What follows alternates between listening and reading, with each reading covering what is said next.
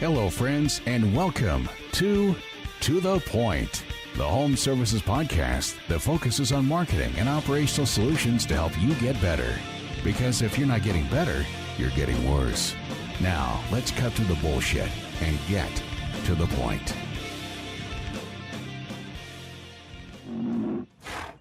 That there's a little sonic branding that I learned from our guests. I like that. Oh, yeah, baby. Hello, everybody, and welcome to the Point Home Services Podcast. I'm your host. I'm your boy, Cristiano, along with my co-host, Mr. Tall Paul. What's up, brother?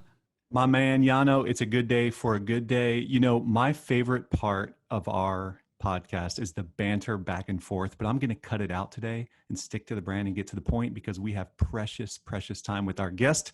So I'm going to go ahead and mute myself for a moment. Yeah, super excited. And listen, everybody that's on Facebook Live, what's up? I'm glad you hopped on here. I mean, it was cool to be able to go to an actual live conference. I went to the Next Star Super Meeting yesterday and saw people actually in real life here in Phoenix. So that's pretty cool. So weird. It is odd. But now I want to get to right to this too, because I know we have a hard stop at 3:55 East Coast time, 12:55 West Coast time with our guest Gary V. But for those who don't know, I don't want to assume everybody knows who Gary Vaynerchuk is.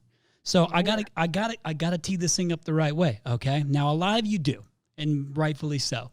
But I gotta go ahead and just share some of the accolades too, and just share what this guy's all about. I call him the Robin Hood, the modern day Robin Hood. But Gary Vaynerchuk, chairman of VaynerX. I'm not going to go into all that, but also CEO of VaynerMedia, which is a full service advertising agency for mostly, I think it's Fortune 100. Is that right, Gary?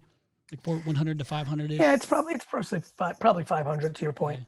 With clients like GE, Chase, PepsiCo, like Hulu, Toyota, like all kinds of major players, like the real deal Holyfield.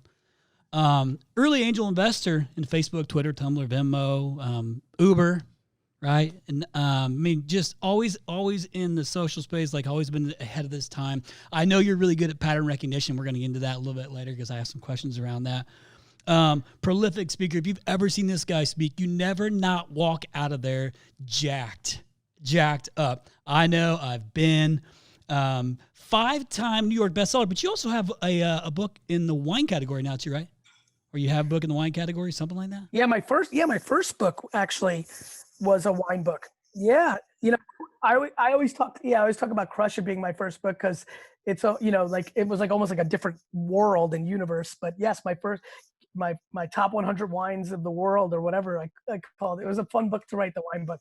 Well, so also the co-founder of Empathy Wines, which by the way, my favorite is the red.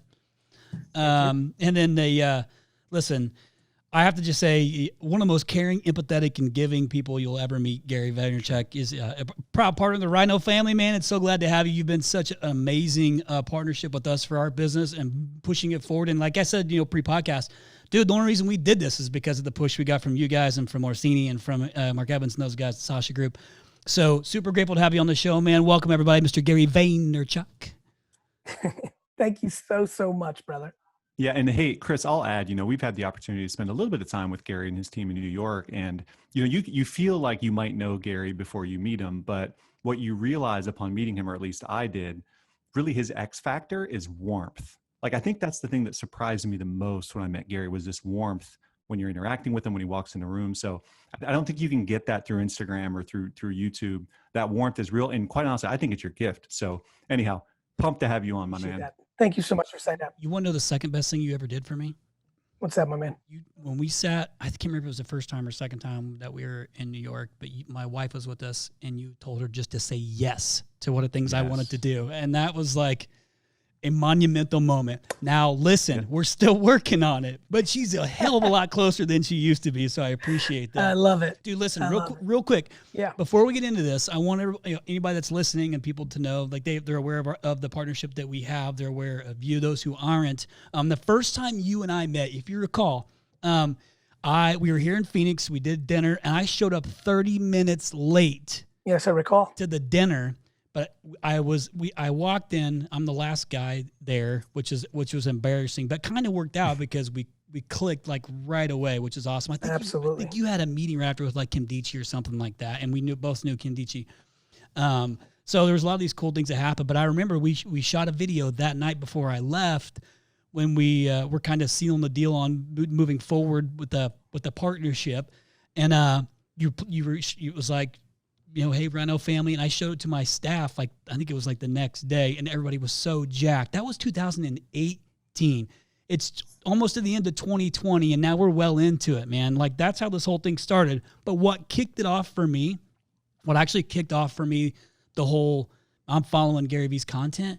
If you remember this, I'm going to see, man, because you pump out so much content, is the LeBron James video that you posted on, it was LeBron. Talent.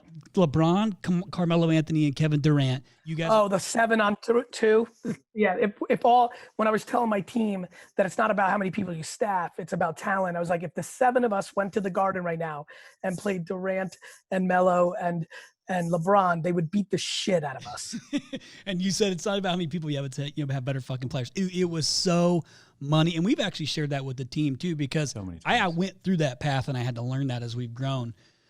So anyhow, thanks, dude. Your content has been fantastic. Everybody appreciates it.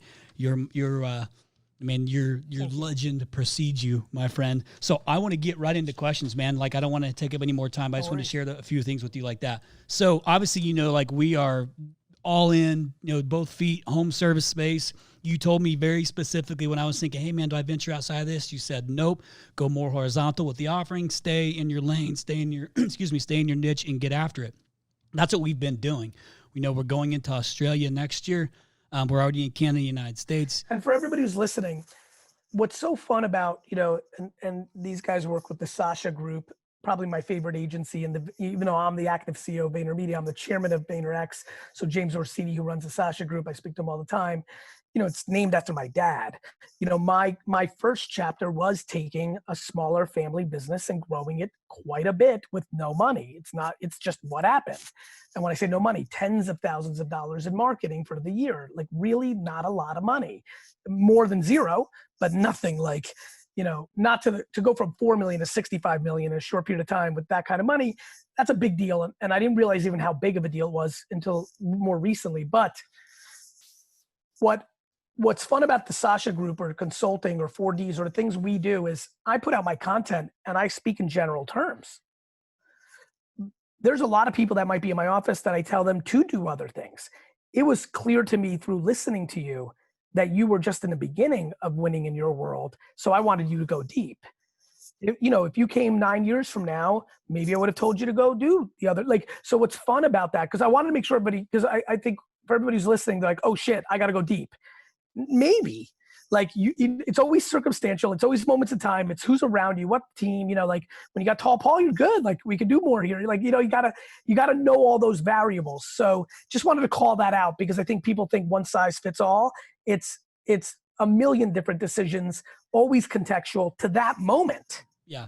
Yeah. And I think it matters based on what are you wanting to do with your business and what position are you in and what is the runway ahead of you? Like, what do you got in front of you? And what was good is that Paul calls it the X factor. I'm calling it the V factor because it makes more sense to me. But you understood the business, you understood where we're at, and it was absolutely the right move to make. And now we're at the tail end. Now we're at the tail end of our first acquisition of a company, and it's yes. Exciting, And so yeah, man, that's awesome. It makes me so happy. Fuck, man, I wish people understood what it feels like. Because by the way, I remember that meeting like yesterday. I have a big time memory. I remember the restaurant. I remember you being something I realized that I'm like, when you have success, when you have what I have going on right now, I'd like to think most people, let me rephrase, the fortunate group of individuals who have success and some notoriety, who have the humility to A, realize they don't mean shit. So that means that they don't become douchebags. And B, you start asking, if you have humility, then you're curious. You're like, how the fuck did this happen? And after one of the things I realized recently also was, my model works because of my memory. If you don't have my memory, you can't do this part. So why, I'm sure that you and Paul and the rest of your wife and team, when I left, the speed in which I can understand a business is real. Right. Yep. Pattern recognition, memory. So, but I wish people could feel what it feels like to be on the other side of that meeting. I remember those 2 meetings and here we are. And here we're doing this. And this was one of the things that I pushed you hard because I knew I had a sense for you and why this would work. And it feels great. Yeah, I think it was I was overthinking the whole thing. Like I was thinking I needed to be like a radio host, and that's not at all it's what it is at all. It's really just doing what I've been doing. Yeah, I think the other thing that like I've done really well, like for example, and I think you this was probably another observation you took, which is like, wait a minute, Gary Vee is actually a real executive. You know, when you, right? Like, you know, like I've done a really good job in eliminating friction. Like the reason I put out so much content is because I film myself. And I'm doing this podcast. I'm gonna, you know, and you guys know this. People, by the way, everyone's starting to try to book me now because like, wait a minute, Gary's using a lot of content from not only his own platforms. This is good exposure for me. You should be on my podcast. You know, so yeah, I think back to your point again. I'm harping on this because everybody listening, you have to put yourself in a position to succeed. You can't be me. You can't be Howard Stern. You can't be Chris and Tall Paul. You need to be you. And so, what are you about? And you also have to realize that people waste time.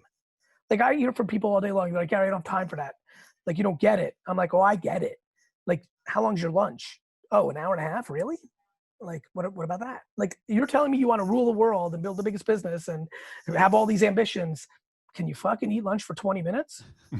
Like, can you not eat lunch? I was going to say, I'm not recommending bad behavior. You need sleep, you need food, but like, I don't know. I think intermittent fasting, like I don't eat lunch. And like, to be honest, like I'm not surprised that common conversations are now being had about different eating patterns. Breakfast, lunch, and dinner is a very human-made scenario. So I really want people to like, listen, that was a little heady, but like, there's some real shit in there. You don't have time to do a podcast, yet you have time for 2 hours. What you're really saying is you like your ambition and the words out of your mouth don't match your actions. Oh, you like every that one, day. Paul? Dude, we say that all the time. He makes it's like the Pledge of Allegiance at RYNO. It's and dealing massive with Chris. on the wall out there. Yeah, it's like all I hear from people is they're going to be moguls, but what they really want to do is live the benefits of being a mogul in their mind, which is I want to have a 2.5 hour lunch at the Beverly Hills Hilton and fucking drink a bottle of wine with some pretty people or cool people. Like that's just not real. Yeah, and they're afraid of the dirt. Gary, you mentioned realizing you don't mean shit. How important is that? I've come to really lean into my humility. I have a lot of confidence. I think my communication style has established my bravado and confidence, but I've started to realize my superpower is humility. Like I genuinely don't think I'm special for real. I realize I'm accomplished. I realize that I'm kinder than most people that are accomplished. I realize I got gift for gab. I got it. I just don't think that means that I'm special. I don't know how to put it. It's kind of like it's, you know what Paul is, but like, it's kind of like being tall. Like, you know, like, what did you do about it? I didn't do shit. My mom and dad had sex at this moment. It created this concoction. You know, they're two very different people who I'm not even sure sometimes at times that should have been married, which that makes me even more believe in why I'm weird, you know, and here we are, right? Russia lets people out for the first time in 60 years. You know, I get to come to America, but have nothing. Like, you know, like it's circa, like I think I have a lot of gifts. I'm very, very grateful, which leads to my kindness. I'm so happy and grateful, really genuinely. But like, I don't think that gives me permission to not be nice to everybody. Yeah, and it's liberating the moment you realize like, man, this isn't about me. This just is none of this is about me, but again, it's not like altruism or trying to be like kumbaya or like a Zen master or like a Buddha. It's just how I feel. I feel like I feel like I've got the potential for the next 40 years to be one of the most significant humans on earth. I really believe that. And I also think that after I pull that off, I'll die. Hopefully not in 40 years, hopefully in 60 years. I die at 100. Whatever Twitter and Instagram are of the moment, I'll get some real nice love for 24 hours. People will share their stories. Hopefully Chris is like, man, this is devastating. What an impact he had on me when I was a kid. Like, that will be amazing. I hope heaven lets me see it because that'll be nice to see. And then it will be over. Like Eddie Van Halen, one of the greatest guitarists, pop culture icon in the 80s, had a very nice day yesterday. There won't be a mention in a week, except for the most narrow, and the 100 people that loved him and knew him the most. So like, you know, I'm trying to be out here trying to turn my birthday into a national holiday because I have that much impact on the society. Yet I equally know I don't mean shit. And I think in that push, right? I often think about like that I'm a bridge. I'm pulling so hard from such opposite directions of like the confidence and conviction and ambition and optimism, along with the humility and patience and softness and calmness, that they're both pulling so hard equally, which creates the unusual set of circumstances of success. And really the thing I'm addicted to, admiration. I want admiration. I want to be admired, because you don't get admired unless you really do something nice. That's what I believe. So I think a lot about admiration. Well, I think a lot of it all comes from, and you talk about this all the time, is just being happy, being happy at what you do. And when you're just being genuine, I have on my office wall this huge vinyl graphic that says, don't be an asshole, be authentic. And it's because then you don't have to fake it. It's so much easier. And if you're real, you can actually have more real experiences. Everything is more genuine. And that's, and you are humble, and you talk about that a lot. You have to be very humble if you're a Jets fan. Sorry. Come at him like that. Hey, we play you next week, dude. Yeah, and we don't even have Sam Darnold. By the way, I'm in love, and I mean in love with your head coach, Cliff. I'm friendly with him. Yep. Cardinals, I think Kyler's a real talent. My little guy Xander has D-Hop on his fantasy team. So I've got a lot of good vibes. They're in the NFC. They've sucked for so long. I admire Larry Fitzgerald from afar without really knowing him, but I feel confident in that statement. And yeah, I'm very on tilt and very angry. And, I want to be very transparent here. This interview is now not going to go as well as it was going prior to this, because I'm a little bit sad right now. Well, I'll tell you what I want to do is, one, I hope you don't win this week. I hope the Cardinals win. But what I want to do is get into some tactical takeaways. So what I learned was the best format for me that worked was Q&A, because we want all the listeners or anybody that's watching to have actual boxes they can check from the podcast, things that they can take away. And it doesn't always need to be necessarily specific to an HVAC company or plumbing company, which how cool Orsini comes from, which shout out to the Sasha guys, Orsini and Mark Evans and Katie, all those guys for all the help they've done in the partnership they have. Like, those guys are amazing. I love them so much. They're all part of the RYNO family. But actually, can we talk? Yeah, I want to get into that, and we will. The Sasha group, those individuals, again, Paul, Chris, you're looking at this Gary Vee entity from the outside. When you start working with those individuals, what are some of the early things you say to each other? Because I think, I think it's important. Well, it was really being humble enough to ask for help, and I think not having an ego, and saying, and that's something I think it's come up a lot over this whole COVID thing, is people are being very, very helpful. Thankfully, the home services industry has been deemed an essential business. So it was very, very great year for us, actually. But I also had to be aware of, how do I grow this company without having the skill set? I took it as far as I could take it. So that's when we reached out to say, hey, you guys have essentially done what we're trying to accomplish, and we need help. And so it was, hey, what should we be doing operationally? Here's the idea. What we want to do is this the right move. And that was it. And it was just kind of being vulnerable enough to say, I don't know. Help me figure it out. You've already done it. How can I dodge these hurdles? And it was worth it to me. It was worth it to me. It was worth it for my customers, and it's worth it for my employees. So that's kind of where it stemmed from, was just, I'm okay to ask for help. I don't have it figured out. These guys do. Let's go.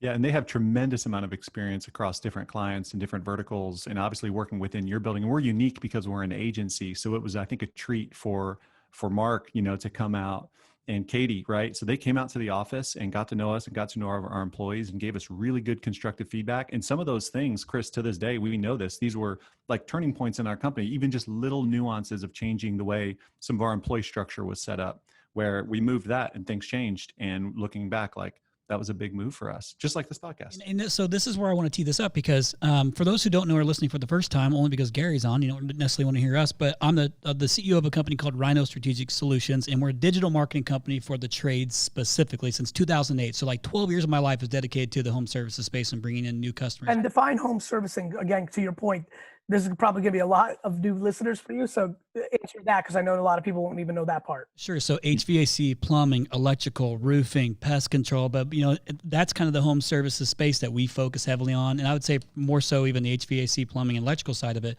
And that's our wheelhouse. That's what we are absolutely the best of the best at, I believe. And it's a super underserved market, right? There's not a lot of people who, like Chris and I, are dedicating everything we have and 100 employees to HVAC and plumbing and electrical. So it's a super captive audience. Depth.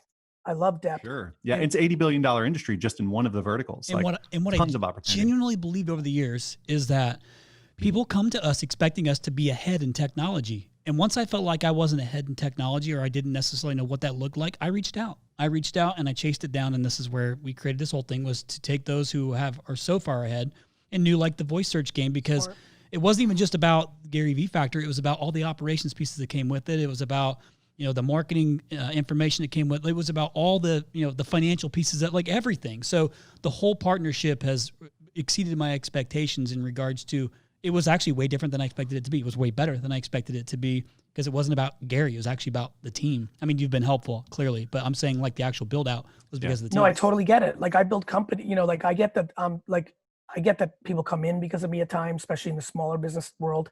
The corporate world, actually, believe it or not, I'm so practical and I'm so doing real business in the Fortune 500 land. A lot of it's bullshit. It's reporting, it's potential, it's not grounded in business. And so we're enigma there. It's hard sometimes for people to work with us because it's too real.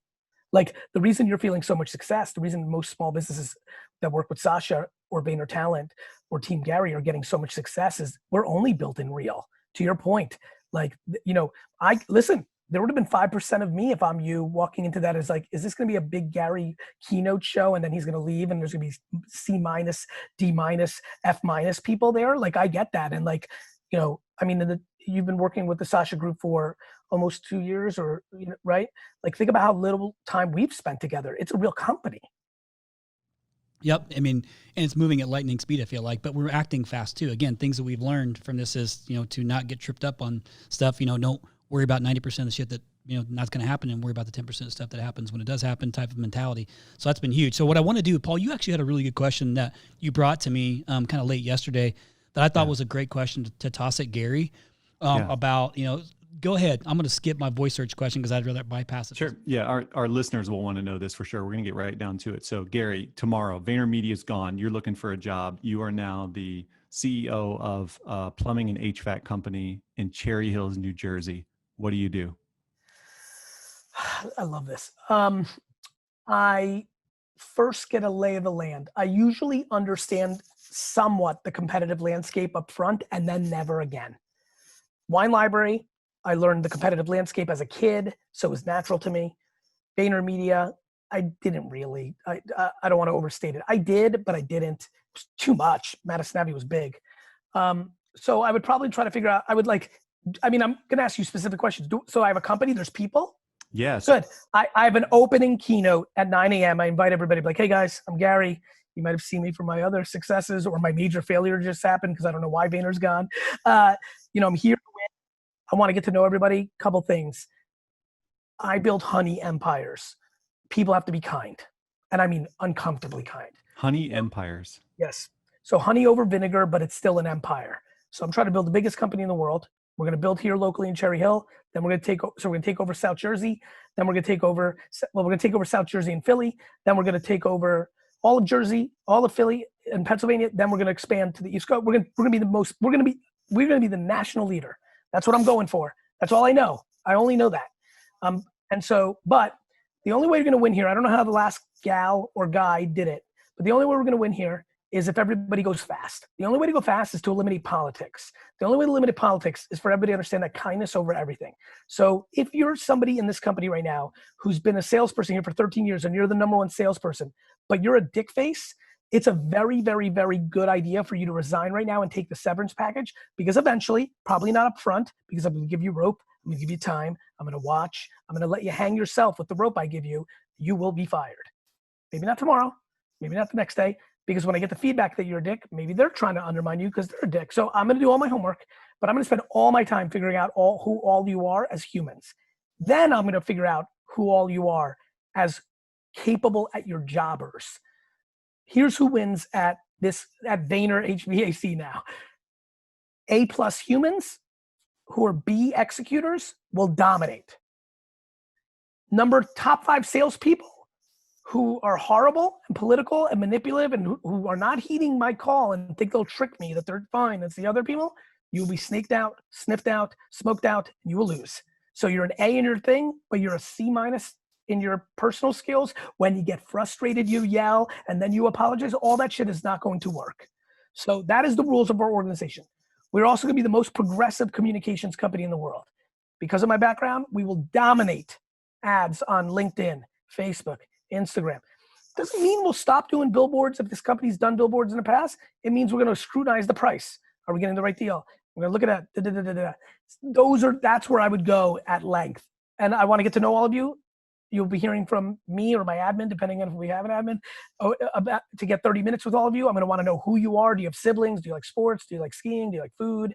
I wanna reverse engineer you to understand you, to put you in the best position to succeed, because that's my job, to put you in the best position to succeed, and then we're gonna scale at length.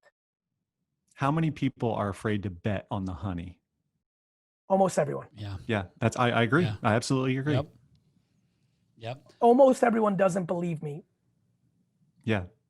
Until they come in the door. It's kind of like this thing with the Sasha thing, right? Like think about no matter what Paul, maybe you could speak to it. Like you had to have some level of not concern, but I remember you in the meeting, like you're thoughtful. Listen, too good to be true is too good to be true. And we're talking big game. We just are very narrow. Notice the themes between our two companies. We're narrow. We're not trying to do anything we don't know. We know how communication and marketing, how money is spent to make things and to distribute them, to make a business thing happen better than anybody on earth. I believe that. And so we come in with confidence in that meeting. I just had to listen, be like, okay, that and this and that. Oh, that's who you sell to. That's who has the leverage. It doesn't take me long. Yep. Connect the dots quick. So I'm kind of go out of sync because of the way the flow of the conversation is going, but something that most of our listeners, and actually you've talked about this before, in a little bit different context, but the home services industry, and I'm going to be more specific again and say like HVAC and plumbers and electricians, is actually finding technicians is really hard. Like the job market for technicians is really slim, and it's a major problem. And it's really been a major problem in the last decade that I've even been involved with it. So I think what was really good for COVID was recognizing that those are essential businesses. So like if shit went south like it did, those guys were still functioning at high level because people were home more, they're using their plumbing more, they're using their air conditioning or furnaces more. So business was actually really good for a lot of our customers. But the problem is the lack of technicians. So I'm a fan, and I'm trying to really champion, as being in this industry, these trade schools. And so if you don't go to college, or if you aren't an entrepreneur or a wantrepreneur, whatever you want to call it, like you don't want to go to college, it's not your thing, you don't want to go to the military, whatever it is. How can we best help push the trade schools to try and get more people to take a look at it? It's not a sexy industry, right? So people aren't like, maybe I want to be a plumber, or by starting your own. Starting your own trade school. Okay. All right. Our CEO is going to love that. COO is going to love that. But no, you're right. The best companies are the ones growing. That's the real answer. And then the secondary answer is go charm a school. You find one, remember deep versus wide. You find one that's really on board with you. You lean into that relationship. You use that for your own personal recruiting, and maybe it gains momentum, and then it fixes the macro. Do you think that, because we're talking about it, like what we need to do is get attention, right? Attention, because it's not sexy if it's not being pursued by the masses, then how do we make it pursued by the masses? So is there a marketing piece to this where we start to create some sort of content that we're pushing out to the masses to help them understand that even though it's not sexy, you can make a lot of money with very minimal, debt, and getting into this? And when you get your first job, you're already at X. Like, is this just a big marketing push too, in addition to that, or trying to push out content? Everything is. Yeah. It sounds like a simple answer, but it's not that simple. The execution's hard. The philosophy's right. My great observation was it's all about getting someone to know about it and feel good about the way they're getting to know about it. It's not just first impressions. It's feeling good about that impression to even get them to give you a chance of thinking about it. And then it's delivering on it. So it actually all matters. But if you don't let somebody know that it's even possible, it's not possible. Yeah. I'm going to shift gears for a second, Paul. Sorry, I'm going to take over and you can have the next question. Okay. Yeah. So it is something that one, what we're always trying to do is listen to our customers to find out what's the problem, what's the hurdle, and can I remove it? Even if I don't do it, do I have a connection that I can get it done? And that's how my heart is. That's how I run this company. It's the way I am. And so it's not necessarily my problem, but it kind of is. A lot of times we have customers we're running lead generation campaigns for, and we have to pause them because they don't have enough staff to run the volume. And that's a problem for me, right? Because I'm trying to grow as a business too. And that's a problem for them. So I'm trying to solve those things. Another thing would be what's come up probably a lot the last, I would say 2 years, is this whole, and because you're good with pattern recognition, I'm really anxious to hear what your answer is on this, but, seeing kind of like what Amazon is doing at Google, and even Tesla in the home services, like in the furnace space, talking about creating furnaces with batteries and stuff like. What is your gut on what does this home services space look like, in the future? I mean, Amazon, and let me give you a little bit more context, Gary. What I hear is that Amazon is going to start buying. They needed to control the labor, not so much the e-commerce. And Paul, you had an e-commerce side of this, but what does this look like? This Amazon, Google, you should. What you're really asking me is, and the answer is not fun. Is yes, you should be worried. I'll tell you why. Whoever's closest to the consumer wins. Do you understand that if I started a Vayner version of your company tomorrow, how much of a problem that is? Yeah, don't do that. I won't. So yes, to your point, these big conglomerates that the whole world lives in, once they're done building out all the other parts, they'll decide to go into they focus on the scalable high margin part. But eventually for growth, when they're tapped out on everything, or the interest of the current CEO, she just might want to. Maybe her granddaddy was in the business and just wants to do it. So yes, you should always worry, but you should also recognize the following. My answer to how much of a problem specifically you two and your team, your wife, how much trouble you're in, the answer is not a lot. Let me explain. Wine.com raised $200 million. Every supermarket, we had competition hitting all the time. We kept growing because we were good enough. So you, at this place you're at, to the day you die, if you decide to go deep on this forever, will never run out of growth, even if Vayner, services and Google and Amazon all enter. We'll take up and we'll all be bigger, but not at your expense. Got it? What a lot of people don't understand is you can end up being number 97 and still double your business, which is why you always have to be on offense. So let's talk about offense. We're back in New Jersey. We're back at Vayner HVAC. Okay. E-commerce is a thing. Manufacturers are going around you. Distributors are going around you. People are buying parts off of Amazon, right? How do you respond to that? What do you do? How do you get into e-commerce in a very high touch technical business? You don't, because you're in the service business. Yeah. You do by creating a co-op. Maybe one of my months in Jersey, in Cherry Hill, is calling the 75 other big players in the tri-state area and saying, hey, you seen this fucking Amazon shit? You want to start a co-op, and maybe if we all get together and find out some rules that doesn't make us get upset, maybe create some mileage rules, maybe with our collective resources, we can make a dent. You're always thinking. You know what I mean? Yeah, great answer. Maybe, by the way, maybe for the person that's listening right now, maybe you do sell because you always wanted to start a bakery and the writing is on the wall. And while you still can get more business money for your business, because it's not as obvious writing on the wall for maybe someone else, maybe you take that, $500,000, you start your bakery because you are 49 and want to do one other big thing before you're done.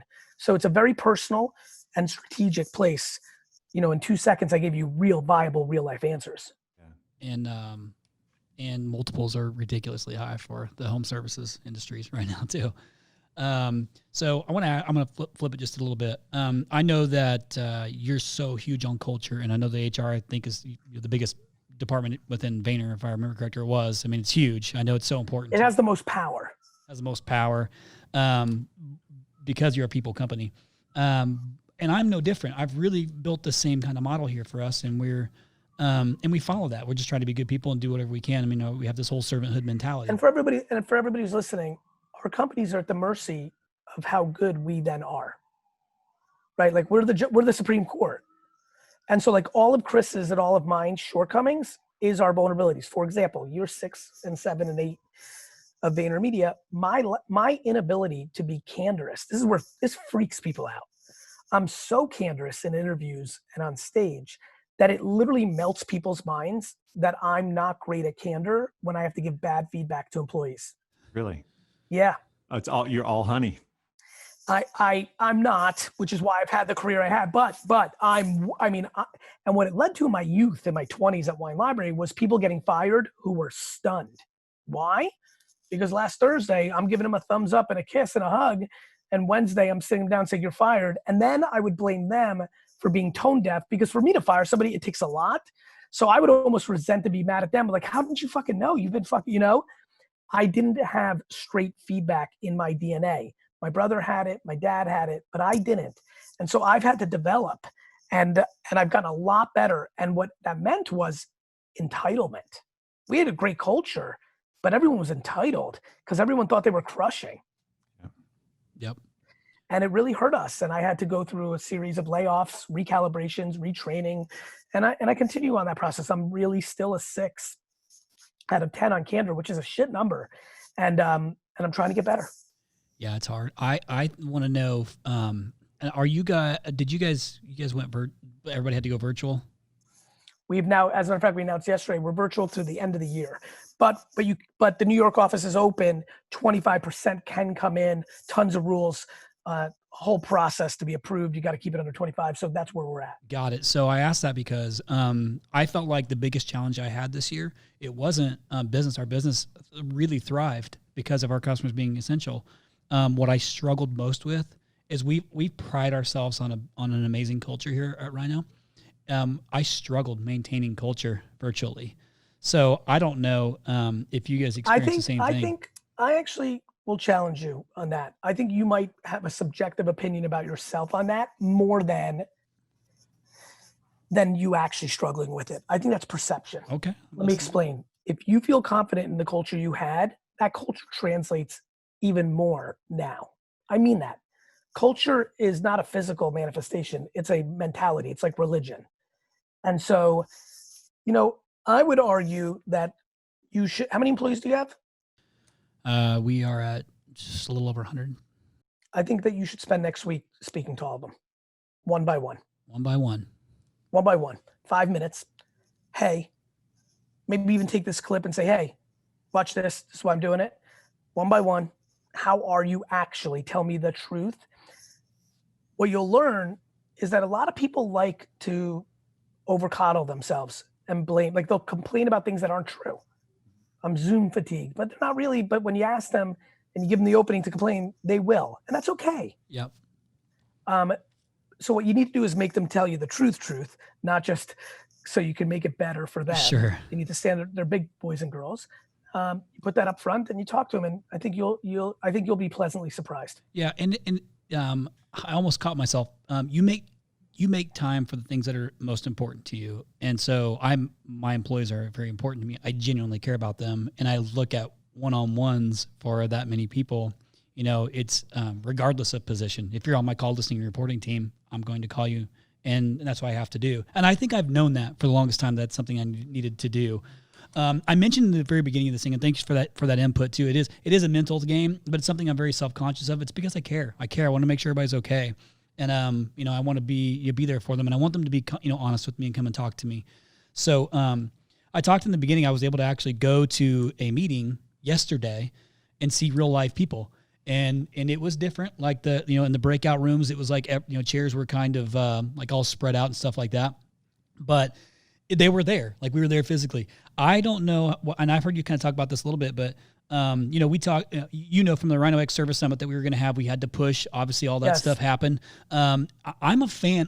I think it's more meaningful if we're in person. So I'm grateful that you decided to just stick with us and move it. And I thank you for that. I think that was. Yeah, Chris, first of all, thank you for the graciousness. I don't know if my team, Vayner Speakers, gave you the details. Like, I just wouldn't see my kids because of the school, like quarantine,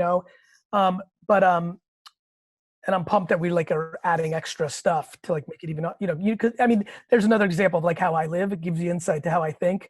You can't control and make everything perfect, but if you got something that's not landing, because I have a lot of empathy and compassion for what you're putting together, that's not fun. I've never not showed up for a commitment. This is unprecedented times.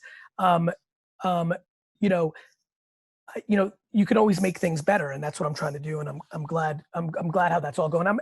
I also love in person, so I can't wait to when we go do that in the spring. It seems like we're going to do that now. So, I think in person has advantages over virtual. I also think that virtual has advantages over in person. I think meetings have been way more efficient in a lot of ways, and so. I'm excited about the hybrid world we're all going to live in. I mean, I cannot believe I'm going to work from home minimally once a week. That blows my face off. In my entire 30-year career, 25-year career, I've never worked from home. Anytime my kids have something significant, anytime I stress on the end of the day where I have to get out of the office and go to a family thing, I'm probably going to work from home because I'm not even going to give my chance to get caught. Or I might work from the place, right? Like my kid's got, Xander's showing some capabilities sports-wise. Like if he has a big road playoff thing, I may just work from upstate Pennsylvania, because that tournament's there and I don't want to leave at 3:30 and maybe hit traffic and miss it at 6. I'll just get there the night before. And that's a game changer. You have permission to do that now, right? It's an incredible way to say it. And I think the biggest challenge for all of us is making sure when we all come back, how do we make the hybrid thing work? That the people that are on Zoom versus the people that are in office both get a tremendous experience. That will be the next frontier. If we nail that, well, then it's game over. Yeah. And I think it plays into kind of the authenticity thing too. Look, man, I'm at home. That's a dog. That's my kid. Those are my dishes. This is real life and my work is my life. And you're a customer or a client and you're part of my life. I think that breaks down a lot of barriers too. This is a question about content. You're obviously the king of content across all channels. What content is converting into cash and sales better than anything right now? Is there one? LinkedIn creative with very smart media spend against decision makers is converting the best. What about B2C? See anything there? TikTok ads are so underpriced that the conversion there is just remarkable. That's why my kids know you. This is they know exactly who I'm meeting with today. Paul, when did that hit? So obviously we've known each other because I know TikTok. I know that I've gotten younger in the last, it's about a year. I'd say within the last year. I want to hear how that story went down. I'm always fascinated by the kid one. Were they playing it? You heard it? Were they listening? I can't wait to hear. Yeah. So my daughter is 11. Her name is Olive, and she wishes she were standing over my shoulder right now. But she said, wait, Gary V? I don't remember how it came up. And she told me all about you. And she told me about philosophy. And she told me about how she should believe in herself and all these positive, I can't remember specifically what it was, but all this self-belief stuff and I'm not on that channel. Right. So, I'm hearing this, I'm hearing the messaging she's getting, and I'm thinking to myself, what an incredible seed you're planting now for a consumer that's 25. Well, yes, but honestly, I was more excited about the other thing. Do you understand? You're right. I will get some business benefit. If one young girl builds self-esteem, which is the most important ingredient in everybody, let alone a young woman, if one young girl on earth through TikTok actually gets her self-esteem through my content, not because she was unfortunately unlucky and her parents weren't going to provide it for her and circumstance wasn't, I can go to the fucking ground right now. Awesome. Yeah. Well, Miss Olive definitely is. Olive, big shout out. So yeah, thank you. So my son is 9. My oldest daughter, or my middle daughter, is 14. It's her birthday today. So shout out to Berkeley. Happy birthday, Berkeley. My son is 9 years old, Gary, and he's like a TikTok. I don't do TikTok, and I know I got to do that, but there's also, he talks about, there's the moms of TikTok, or my daughter be like, there's moms of TikTok. I'm like, during COVID, this moms of TikTok thing really took off, and guess what? A lot of the target market for our customers is those moms. So I can see the value in it. I don't know enough about it, but that was going to lead into my question about Brother, I'll tell you, I mean, you making fun videos about servicing on TikTok, you're one video away from your life changing. I don't know if you saw this guy and who got the truck drinking the Ocean Spray, but literally Ocean Spray bought him a truck, and literally in all the news coverage he's getting, because one video went viral of him like skateboarding with Fleetwood Mac and drinking Ocean Spray. Yeah. It's in my head right now. Yeah. So Paul, that guy was inspired by me. Make content. He's saying my name in all the interviews. I'm very flattered. But more importantly, like Chris, let there be no confusion. Listen, as you guys know, I'm the most public private person on earth. I'm the king of content, yet Google doesn't even have the right person as my wife. Like I'm so private personally. Like I don't even usually mention my kids' names. I'm going a little further here than normal. So I don't know if you like what your kids are like with privacy or not privacy. 99% do incorporate their kids, and I don't frown on that. It's just a choice our family made. But I mean, if you made videos with your kids around servicing, you're one video away from it being the biggest channel to new business. Great. That's and awesome. by the way, for the two of you, also just something nice to do with kids. It's only one. You're only one video away from a big pop, a big success. So hopefully, it sounds like Gary might be frozen, but we're right at the tail end too. But I want to just say, takeaways: be creative. It's okay to go step outside of your comfort zone and try something. Like the biggest thing you do is it doesn't work and you don't do it again, or you change it up and do something different. So, he had a hard stop within 60 seconds. So it would have been a quick goodbye, but man, how great was it to have him just kind of talk to our audience and kind of share all that wisdom. The dude is brilliant. Yeah. And there's a lot of takeaways in there. I know that he has a lot of theoretical stuff that he believes in, but he practices what he preaches too. And I think a lot of it really matters. So hopefully, listeners, you guys had some good takeaways from it too. I know I did. Every time I listen to Gary have good stuff, I took a lot of notes. I thought what he said at the end was brilliant on, if you're comfortable pulling your kids into some of your video content in this home services space. I think that's great. There's an emotional connection to it. Yeah. And it just, listen, it's thinking outside the box, and this dude has nailed it time and time and time again. He's been the best at pattern recognition. He's been the best at pushing out content. You don't take that stuff, and do nothing with it. He's speaking from experience. Right. You take it and run with it. Make yourself different. The idea of creating a co-op, it's on the fly, because you guys know we didn't give him these questions ahead of time. We asked him our questions on the fly to make him think through it. That way you can kind of see what we experience when we get to spend time with them. But hopefully you got some good takeaways. I'm so grateful he spent the time with us. We've gotten to, Paul, we've got to spend time with him, and it's always good hearing, his, what you call X factor that I call the V factor. It's always good hearing that, because it's so always, it's him thinking as if he's sitting in this seat, or if he's sitting in your seat as the listener on what he would do. And that's why, Paul, I thought your question was phenomenal. If you're running this company, what would you do?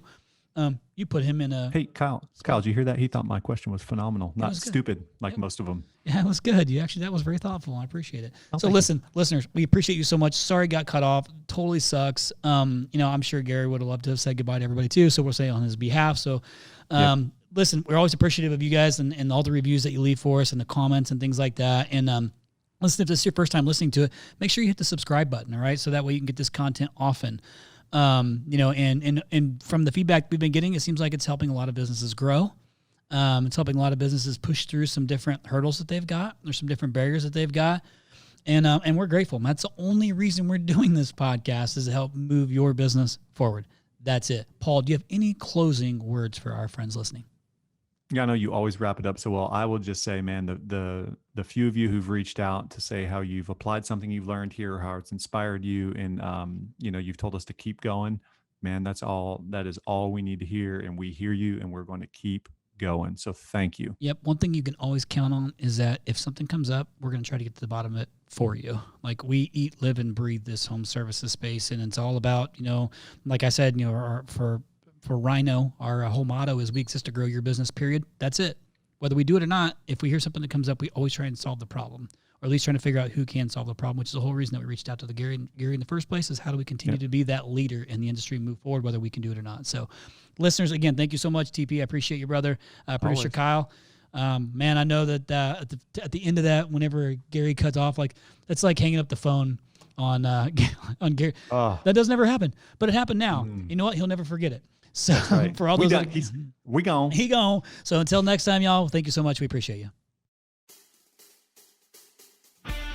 Thank you for listening to the Point.